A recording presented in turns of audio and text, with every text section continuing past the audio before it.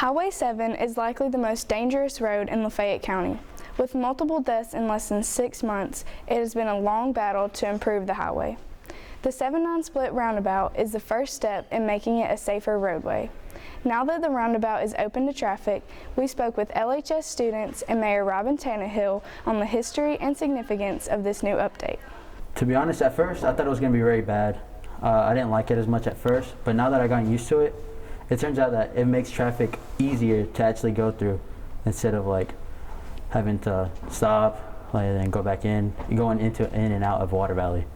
With around 28,000 people who call Oxford home and many more coming and going each day, roads and infrastructure are an important issue within our county. Oxford and Lafayette County are always trying to improve our infrastructure. Highway 7 is how a lot of that workforce gets into Oxford. It's how a lot of our visitors come into Oxford and students come into Ole Miss. So infrastructure is, of course, one of our greatest concerns. Supervisors and officials from each county that Highway 7 touches, which are Lafayette, Benton, Grenada, Humphreys, LaFleur, Marshall, and Yallabusha, have put together a coalition for the highway's improvement. I believe that the way we get people's attention in Jackson and in DC to give us funding is by being the loudest voice in the room. So of course more than one voice certainly gives them the opportunity to support projects easier. So we have put together a coalition for a safer 7, and I'm leading that coalition, and we have mayors and supervisors from all 7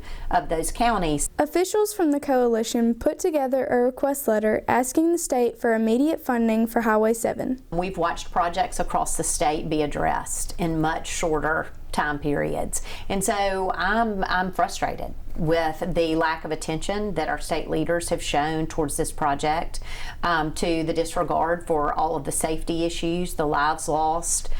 This is not something that's new. This has been a problem for many, many years, and when we lost 3 lives in about a 48-hour period, it was just time to say, hey, enough is enough.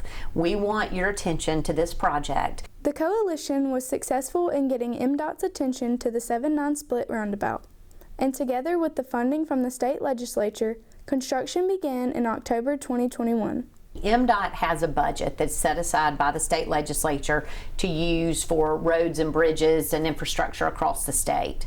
The legislature set aside $1 million maybe 3 years ago to go specifically to that intersection, and then since then set aside additional funds until they reach the full budget. People joke all the time, well, if Robyn will put a roundabout anywhere that they'll let her, and that's not wrong. They are so much safer. It has reduced the accidents tremendously, and so that's the goal. I think that people move fast and they don't like a roundabout because it slows you down, but it's safer and it moves traffic so efficiently. The initial was a little skeptical, I'm not sure how this is going to work, but it's certainly a much safer option for our citizens. With many new projects on the horizon, Robyn Tannehill is not done improving our infrastructure.